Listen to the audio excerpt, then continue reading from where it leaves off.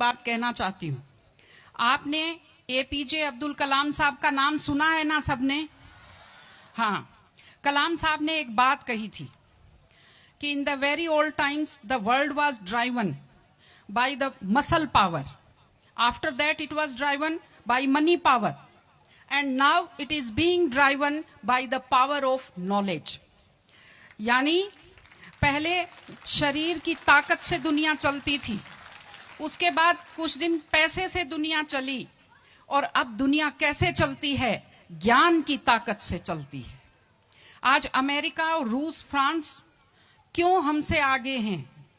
उनकी जनसंख्या भी कम है, शायद वो मेहनती भी हमसे कम हैं, लेकिन वो हमसे क्यों आगे हैं? क्योंकि उनके यहाँ शिक्षा का जो प्रसार था वो हमसे ज्यादा हुआ, वो हमसे ज्यादा एजुकेटेड हैं। हम लोग प्राचीन काल में हमारे यहाँ बहुत अच्छी यूनिवर्सिटीज थी, नालंदा यूनिवर्सिटी थी, तक्षशिला यूनिवर्सिटी थी, लेकिन जब मध्यकाल आया तो हमने अंधविश्वासों पर ज्यादा ध्यान दिया और जो नॉलेज था साइंस का उस पर हमने कम ध्यान दिया, इसलिए हम विश्व में पिछड़ गए। एसएसटी में आप लोग पढ़ते होंगे, 10th के बच्चे एसएसटी पढ़ते हैं, कि एक समय था जब वर्ल्ड की जो रिचेस्ट कंट्रीज थी वो रूस अमेरिका नहीं थी, वो इंडिया था और वो चाइना था। चीन और भारत विश्व के सबसे धनी देश थे, लेकिन हमने एजुकेशन पर ध्यान देना छोड़ा। उसका नतीजा ये निकला कि हम लोग गरीब हो गए, हम लोग पिछड़ गए, हम लोग कमजोर हो गए।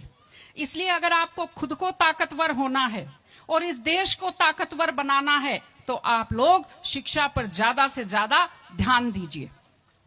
हमारी बेटियां यहां बैठी हुई हैं, आप लोग बहुत खुश किस्मत हैं, आपकी किस्मत अच्छी है कि आपने इस जमाने में जन्म लिया है जब लड़कियों को स्कूल भेजा जाता है, जब लड़कियां बराबरी के अधिकार के साथ आत्मसम्मान से जिंदगी जी सकती हैं।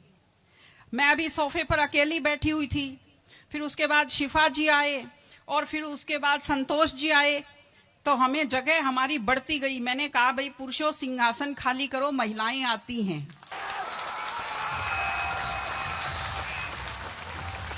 तो आप लोग बहुत खुशकिस्मत हैं। आपकी दादी नानी कितना मेहनत करती थी, सांस नहीं ले पाती थी खुलकर, घूंघट से चेहरा ढककर रखना पड़ता था, जोर से बोल नहीं पाती थी, कानाफूसी में बात करती थी, और आप कितने सम्मान के साथ अपना बैग लेकर के पूरे विश्वास से आप स्कूल आते हो। बहुत खुशकिस्मती की आपके लिए बात है, आपको इसका फायदा उठाना चाहिए। आपको कोशिश करनी चाहिए कि आप एक मजबूत नारी बने। और आपसे मैं कहना चाहती हूं कि आपके ऊपर बहुत विश्वास करते हैं, आपके पेरेंट्स आपको घर से बाहर भेजते हैं, अपने माता पिता को हमेशा अपने मन में रखिए।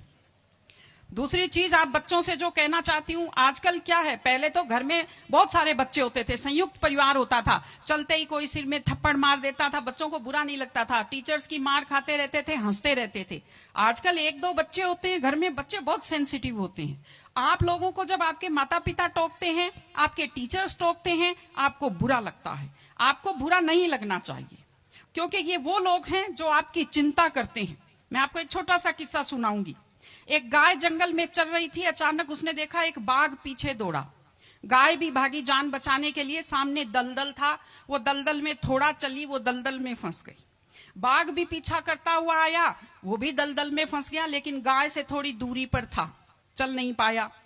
तो गाय हंसी और उसने बाघ से कहा, बाघ तू तो गया, तू मरेगा।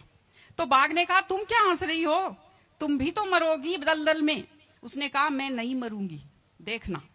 शाम को जब मालिक ने देखा गाय नहीं आई, वो 2-4 लोगों को लेकर आया। जब देखा गाय दलदल में फंसी हुई है, वो रस्से लाया, लकड़ी लाया और गाय को निकालकर बाहर किया।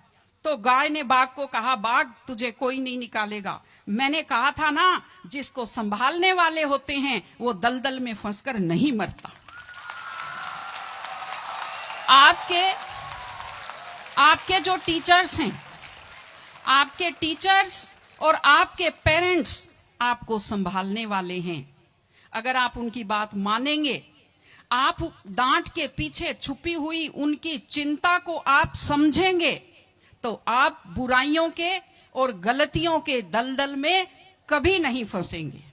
इसलिए अपने माता पिता को, विशेषकर अपनी माँ का चेहरा अपने दिमाग में रखिए, अपने दिल में रखिए कि वो आपके ऊपर कितना विश्वास करते हैं, वो आपकी कितनी चिंता करते हैं, घर पे आपका इंतजार करते हैं, आपके लिए हमेशा वो दुआएं करते हैं। आपके माता पिता जब मंदिर में जाते हैं खुद के लिए कुछ नहीं मांगते, जब वो बचत करते हैं उस पैसे से खुद के लिए कुछ नहीं खरीदते, वो पैसा आप लोगों पर खर्च करते हैं। उनकी इस चिंता को समझिए, अपने टीचर्स की चिंता को समझिए।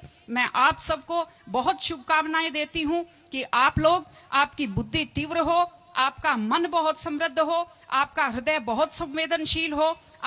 मैं स्कूल को मैं बहुत बहुत शुभकामनाएं देती हूँ। टीचर से अपील करती हूँ कि व्यक्ति केवल शरीर और दिमाग नहीं होता, एक मन होता है, एक आत्मा होती है। माइंड जो है, mind is sharpened by the knowledge and information.